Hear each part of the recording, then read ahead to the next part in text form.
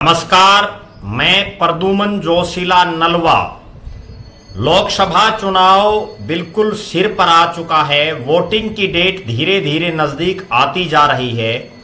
और पहले जो लग रहा था कि हर 2-3 दिन में चुनाव बदलता जा रहा है, वो चुनाव अब हर रोज बदलता जा रहा है। 24 घंटे के अंदर हिसार में 3 ऐसे घटनाक्रम हुए जिससे हिसार लोकसभा क्षेत्र में भारतीय जनता पार्टी के जो प्रत्याशी हैं चौधरी रणजीत सिंह, उन्होंने विपक्षी जो प्रत्याशी हैं उनकी नींद उड़ाने का काम कर दिया है। 24 घंटे के अंदर ही 3 ऐसे कार्यक्रमों का आयोजन हिसार लोकसभा क्षेत्र की जनता ने किया जिससे चौधरी रणजीत सिंह की जो जीत है वो और ज्यादा बड़ी होती जा रही है। 10 मई को शाम 5 बजे हिसार के ब्राह्मण धर्मशाला में पूरे हिसार लोकसभा का जो ब्राह्मण समाज के प्रमुख लोग हैं उन्होंने सर्वसम्मति से हजारों लोगों की उपस्थिति में बीजेपी के प्रत्याशी चौधरी रणजीत सिंह को एक तरफा वोटिंग करके जिताने का ऐलान कर दिया। इस पूरे कार्यक्रम के सूत्रधार रहे पूर्व में राज्यसभा के सांसद और चौधरी रणजीत सिंह के बड़े नजदीकी और नरेंद्र मोदी और अमित शाह से लेकर के बीजेपी के शीर्ष नेतृत्व के विश्वास पात्र lieutenant general retired doctor DP Vats. Doctor DP Vats की मौजूदगी में उन्हीं के द्वारा पूरे ब्राह्मण समाज को एकजुट करके एक ऐसा संदेश पूरी लोकसभा क्षेत्र में उन्होंने दिया कि ब्राह्मणों के जो 1,20,000 के आसपास वोट पूरी लोकसभा में हैं, उनको वो एक तरफा चौधरी रणजीत सिंह की तरफ पोल करने का काम करेंगे। इस पूरे घटनाक्रम के बाद हिसार लोकसभा क्षेत्र में अब रणजीत सिंह की जीत एक तरफा दिखाई दे रही है। ब्राह्मणों ने ना केवल खुद के वोट डालने की बात कही है बल्कि जो समाज के और वर्ग हैं अलग अलग गांवों में, अलग अलग शहरों के वार्डों में जा जा करके चौधरी रणजीत सिंह को जिताने का संकल्प भी लिया है। इस पूरे जो एपिसोड हुआ इसमें खुद रणजीत सिंह को भी हो सकता है इतनी उम्मीद ना हो, उससे भी ज्यादा ब्राह्मण समाज ने उनके लिए करने का ऐलान ब्राह्मण धर्मशाला में किया। तमाम वक्ताओं ने उचाना बवानीखेड़ा से लेकर के हिसार जिले के 7 हलकों से आए हुए लोगों ने अपने वक्तव्य में बार बार रणजीत सिंह को केंद्र सरकार में मंत्री तक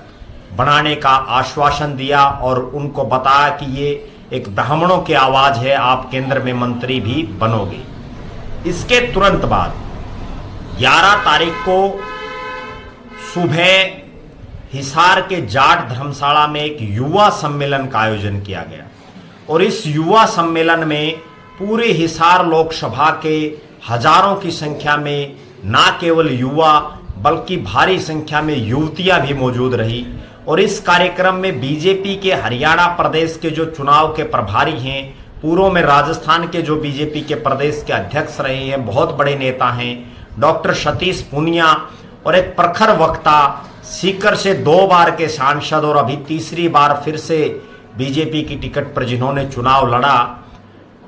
स्वामी सुमेधानंद सरस्वती के ओजस्वी विचार वहां युवाओं को सुनने को मिले। कार्यक्रम में प्रदेश के पूर्व वित्त मंत्री और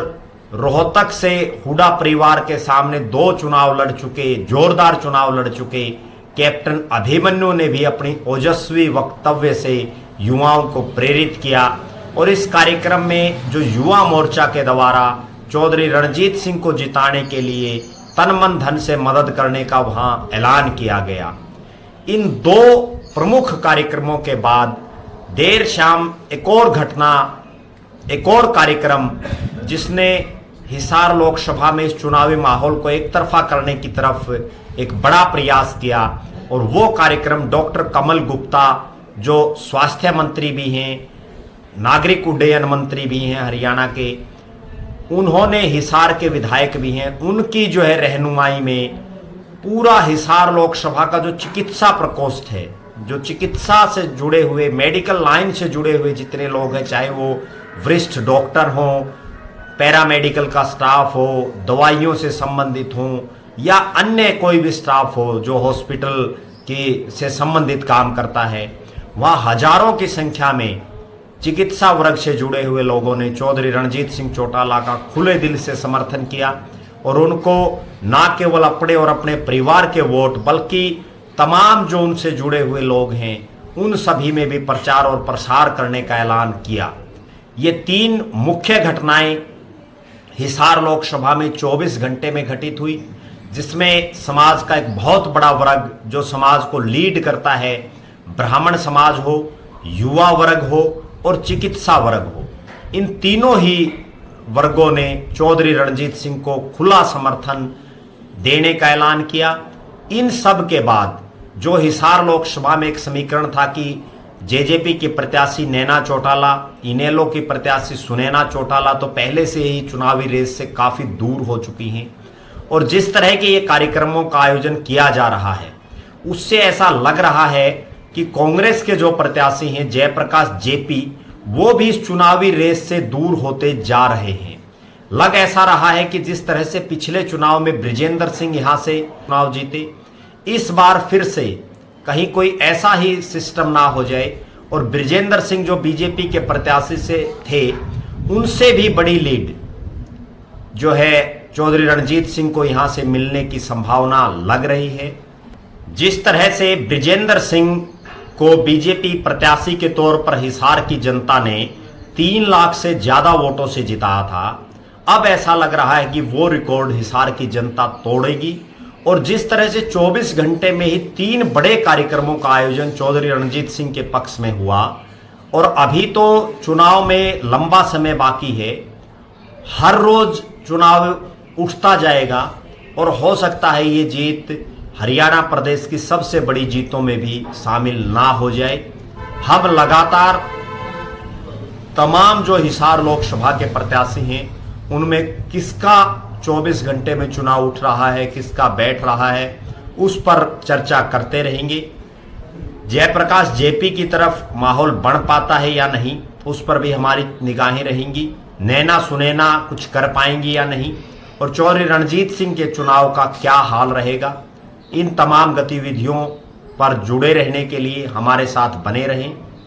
हमारे फेसबुक पेज को लाइक और फॉलो करें, यूट्यूब पर चैनल को सब्सक्राइब करें, बेल आइकन घंटी का बटन अवश्य दबाएं,